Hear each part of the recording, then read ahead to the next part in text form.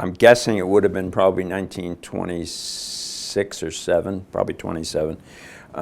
By that time, Verdura and Chanel had become friends, and he would escort her to costume balls. There were some very amusing photos of the two of them going to these parties. They obviously liked each other and became friends. And we also know that at that time she had pretty much invented the Chanel look as we know it today. And she was very well known. I mean, she was one of the most talked about women in the world, really. Anyway, she had her look, her clothes. The big problem was she didn't have jewelry that went with her clothes. But she did have a lot of jewelry. She'd had 2 lovers. Well, she'd had more than 2 lovers, but she had 2 lovers that had given her a lot of jewelry.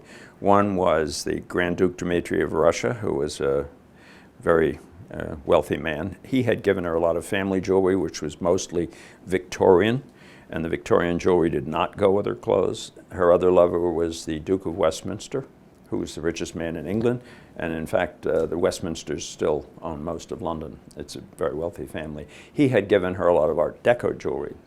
It also didn't go with her clothes because her clothes were much more casual. And the Art Deco jewelry was white metal set with rubies, emeralds, diamonds, and sapphires.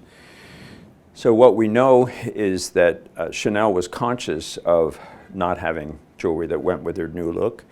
I never met Verdura, but I know well enough about him that he probably said something himself about her jewelry not looking so good. And one of our people here in the office says there was a big bang moment in 20th century jewelry, and I know exactly what he means. Apparently they were visiting a little town south of Venice called Ravenna. And there's a Byzantine chapel there in the church is called Church of San Vitale. And it's, I've actually been. It's a small chapel. It's mosaic, gold ground mosaic, and in the chapel is a full-length portrait of Queen Theodora, and Queen Theodora was the mother of King Constantine. It's very simple. It's just bright gold tiles, and in it, Queen Theodora is depicted in bright primary color tiles. And apparently he looked at that and thought, gold jewelry, colored stones.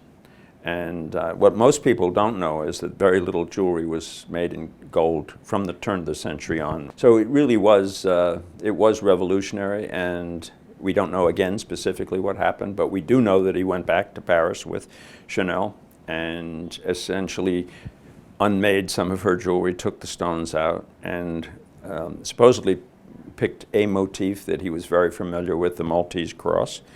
Maltese Cross is the oldest of the Templar sign. Templars are the Knights of the Crusaders.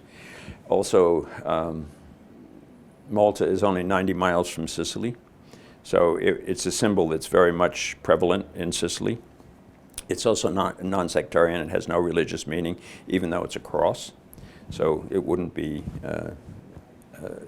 rejected by people who didn't have Christian leanings.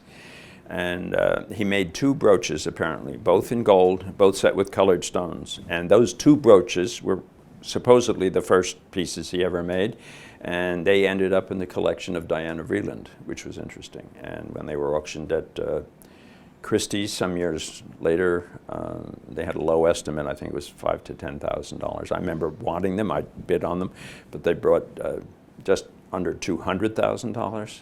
So I didn't buy them, and they, of course, wouldn't tell me who bought them, but when the Chanel show was at the Metropolitan Museum, they were in the show. So they were bought by Karl Lagerfeld for the Chanel Museum, but they are supposedly the first pieces he made. And if you look at the cuffs, the motifs in the cuffs are almost identical. So basically, my surmise is that he remade the brooches and put them on cuffs. Why? I have no idea. But they were such a hit, and we do have the original ones here. They were such a hit with Chanel. She wore them with bathing suits. She wore them with ball gowns. If you're going to have your first creation worn by the most popular fashion designer in the world, you're off and running, and that's exactly what happened.